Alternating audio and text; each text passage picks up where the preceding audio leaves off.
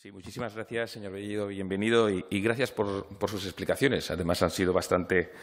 certeras, breves, sencillas, pero muy claras, que al fin y al cabo también lo agradecemos, y especialmente en un año donde pues, la situación que teníamos era la que era, totalmente diferente a la que tenemos ahora y hacia la que vamos, pero eso no quita para que exista también una serie de problemas que se puedan ir solucionando para intentar optimizar todo lo que son los procesos judiciales. Yo creo que hay que poner en valor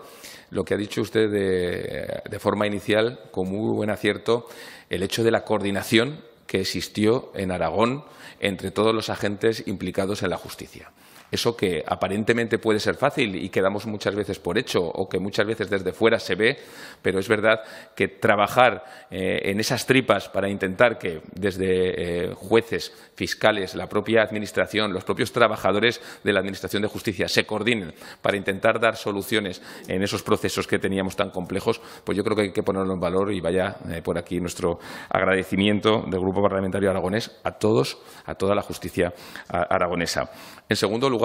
no sé si lo sabrán, los compañeros que están aquí lo saben, nuestro grupo parlamentario ha abanderado de forma importante implementar lo que son los procesos tecnológicos en toda la vida de la propia sociedad aragonesa, especialmente empezando por la Administración y a partir de allí también implementándolo o poderlo implementar en la actividad de las propias empresas o en la propia sociedad. La tecnología, lo ha dicho usted, no tiene que ser la tónica, porque es verdad que a la hora de celebrar cualquier vista o cualquier juicio existe otro tipo de factores que no podemos perder, pero es verdad que es un elemento facilitador. Y no es un elemento facilitador porque nos haga la vida mucho más fácil, sino porque es un tsunami, es una ola que queramos o no queramos nos va a barrer. Y nos va a barrer o nos subimos a ella también la justicia o al final, de alguna manera, habrá procesos que pueden quedar obsoletos. Y algo importante, y lo ha dicho usted, ya no solo es un tema de infraestructuras tecnológicas, sino es un tema de la cultura de la organización. Y la cultura de la organización también pasa por los propios trabajadores. Yo quería preguntarle si también sabe si ha existido al respecto acciones de formación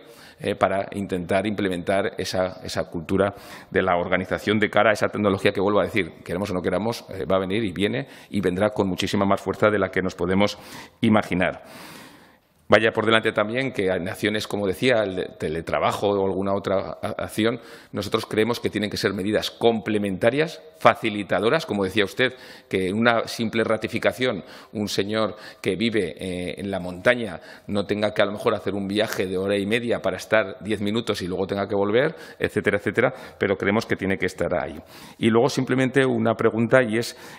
existe, como bien sabe, en esta tierra una amplia ciudad, un amplio medio urbano, pero la mayoría es medio rural. Somos el 10% de España en extensión y prácticamente una macrociudad en el centro de nuestro territorio. ¿Cuál cree, a su juicio, que sería un paso importante para seguir mejorando y optimizando los procesos judiciales, tanto en el medio urbano como en el medio rural? Simplemente es una opinión que nos gustaría saber en aras a seguir mejorando esos procesos. Nada más, agradecerle su explicación, agradecerle también ese agradecimiento que ha hecho también a todo el personal de justicia, porque yo creo que en Aragón, desde el último administrativo hasta el más alto dirigente, en este caso también en su persona, creemos que la justicia ha actuado muy bien en lo que son los tiempos de pandemia. Ha sido ejemplo no solo en Aragón, sino especialmente también en España, y le animamos a que vayan en esa línea. Muchas gracias.